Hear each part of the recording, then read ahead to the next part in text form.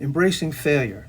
How to learn from mistakes and take responsibility for your actions. Failure is part of life. Failure often feels like a setback or something to avoid and or hide. However, it isn't. Understanding failure and understanding failure is important, and also understand that failure is actually a part of life and can change how we approach challenges. By accepting failure and understanding that we can learn from it, we grow, we develop, we become more mature, we become better at our craft, we become better individuals.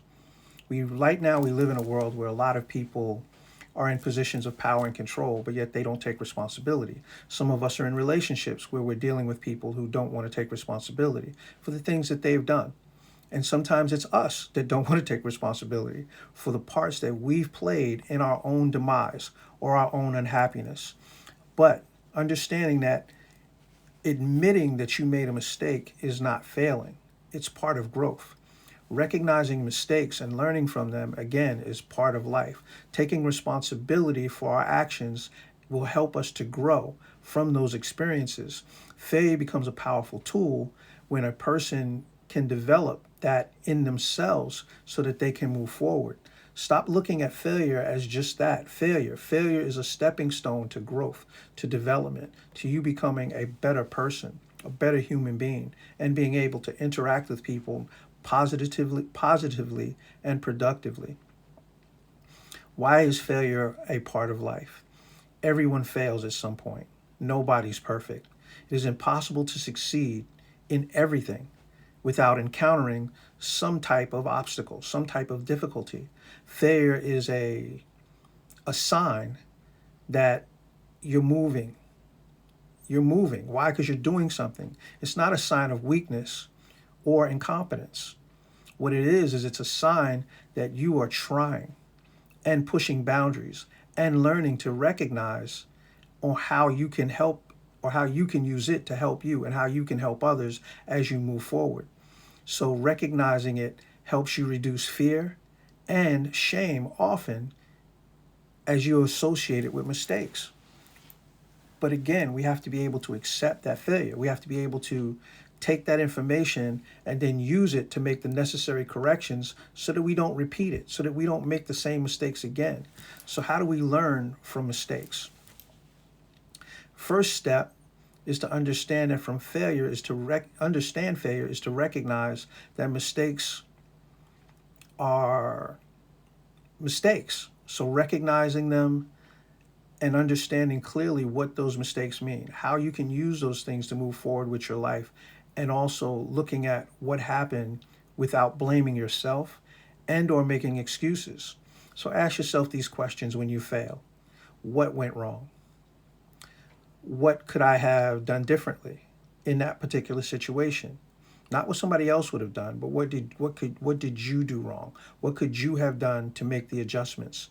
Next, what external factors influence the outcome? Because again, most of us, it's not failure in a vacuum. There are things that didn't go right. We may have not communicated correctly. We may have gotten there late. We may have made a mistake in our calculation.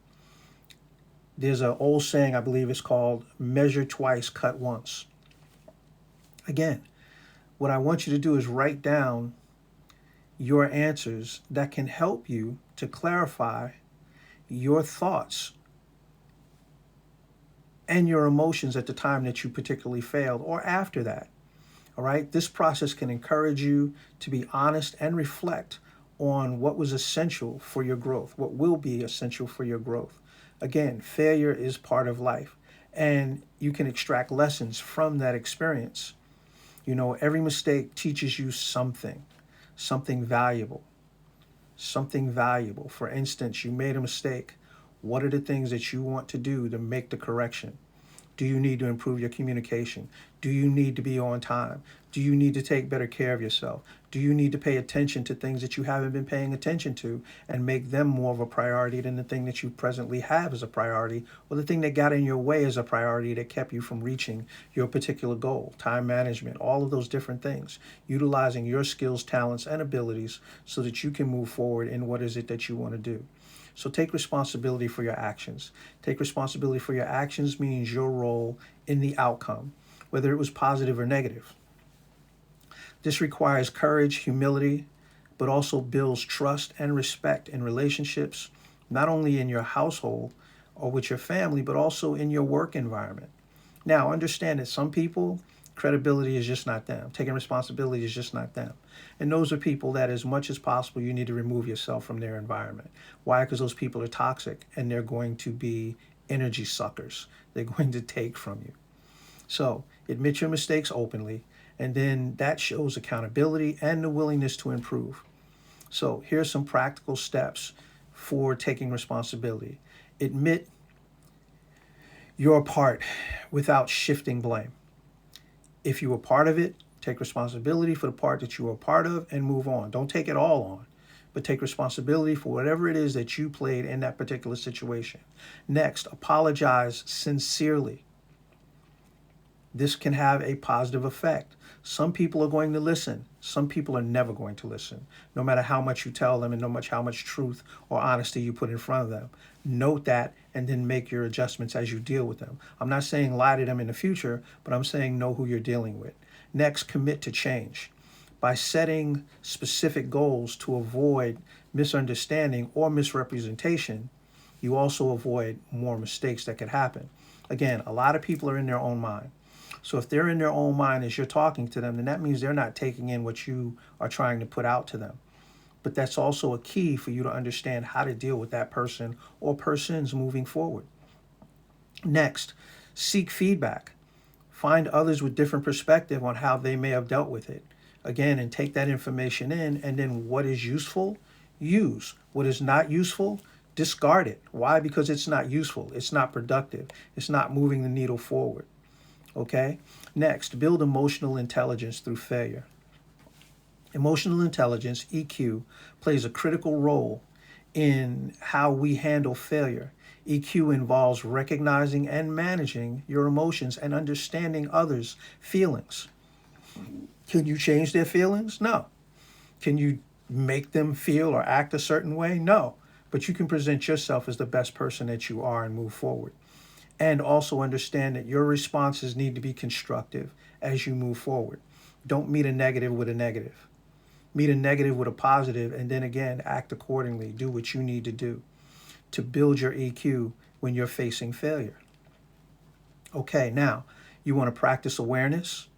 Notice your emotional reaction. You want to self-regulate. Control your impulse to be angry or to be frustrated, basically. Develop empathy. Understand that other people might not feel the way that you feel in that particular situation. Next, apply social skills. Communicate openly and also resolve conflict whenever possible. Some things can't be fixed. Some people can't be fixed. Some people don't want to be fixed. And knowing that is a good example. Let's look at somebody that failed, J.K. Rowling. J.K. Rowling, her book was rejected a ton of times. However, what happened? She eventually got Harry Potter produced and became one of the #1 bestsellers on the planet. Matter of fact, her story writing is historical at this particular point. All right, let's look at Michael Jordan. Michael Jordan played high school basketball. He was rejected the first time by his high school to be on the basketball team, but became one of the greatest basketball players and well-known basketball players of all time. Next, here are some practical tips to embrace failure daily. 1, change your mindset. View failure as a setback and not as a final or a final verdict or a fail in the sense of something that can't be corrected. Next, set realistic goals. Break big tasks into small tasks. All right, that reduces that overwhelm that you would feel. Next, celebrate effort. Recognize that you're making progress, and every time that you do something, as you work forward, stop looking for perfection. Perfection doesn't exist. Next, surround yourself with support. People that have had the experience or people that you share the experience with, as in friends, mentors, all of that. And the next thing is keep a fail journal. Look at the things that you made a mistake on, make the adjustments, and learn from it. Use it as something that shows your growth, shows your progression moving forward.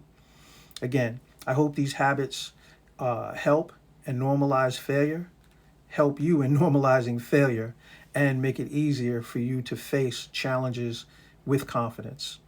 Again, this is Mr. Z Inspires. I am also the creator of the Rebuild Process. Please visit us at www.mrzinspires.com. Again, that's www.mrzinspires.com. Thank you very much, and you guys have a great day. Be well.